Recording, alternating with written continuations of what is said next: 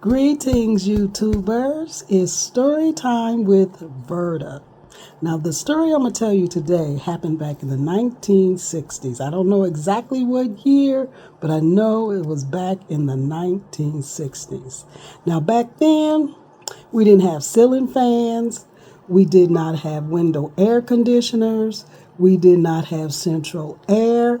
We had fans that sat in the windows. And then we would put water in the bottom of the fan, and that's what broke down the humidity because back then it was hot. Seasons were according to the seasons. The winters were cold, the springs were fair, and the summers were hot.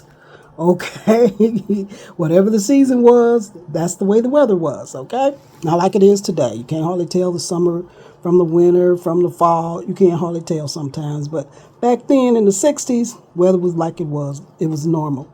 Now, we had what you call screens and windows that we put in our that we had on our homes and our windows. The house we lived in, it had screens and it had windows. We had to change the screens and put the screens in the spring for the summer up until the fall, and like late fall we would put in the glass windows for the winter. All right. Now this particular day, I don't know what happened. I don't know. This is my brother. I don't know what he had done to get a whooping. But mother used to tell us, if I go to whoop you, don't you run. All right? It didn't matter. You take your whooping. You was bad enough to do your dirt. You be big enough to take your whooping. So she said, don't run. She would tell us, don't run. Now, that particular day, it was a 2-story house, 3 bedrooms upstairs and living room, dining room, kitchen, and bathroom downstairs. We had just finished putting in all the glass panels in the house, on the house. And the front door had 2 panels that we put in, one for the top, one for the bottom. We had the screens in, but we took the screens out and we put in the window panes for the winter. Now, I don't know what happened. I don't know what my brother done. But next thing I know, I saw him running through the dining room, through the living room, and he went straight through that glass storm door.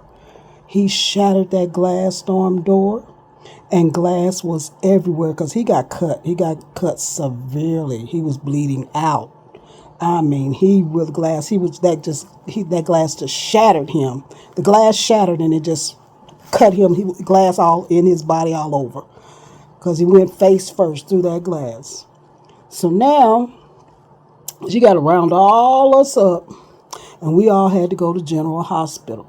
Now, back then, we didn't have to worry about no seat belts. We all got in the back of that back seat of that car, and he's bleeding out and got glass. We couldn't even touch him because he had glass stuck, glass in him and stuff because he had ran through that storm window, the glass storm window.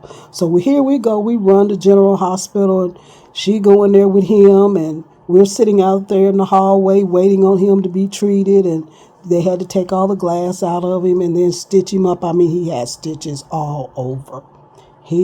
When he came out of that room where they had stitched him up and whatever they had done to him and took all that glass out of him, he was in pain. I could just look at him and tell from the way he was walking. He was in pain. Now, we get back to the house, mind you. I'm thinking he's suffering enough, that pain that he's in, couldn't stand to touch him.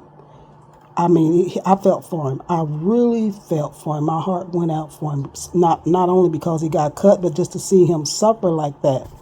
Don't you know our mother took that belt and whipped his behind on top of the stitches as soon as we got back home?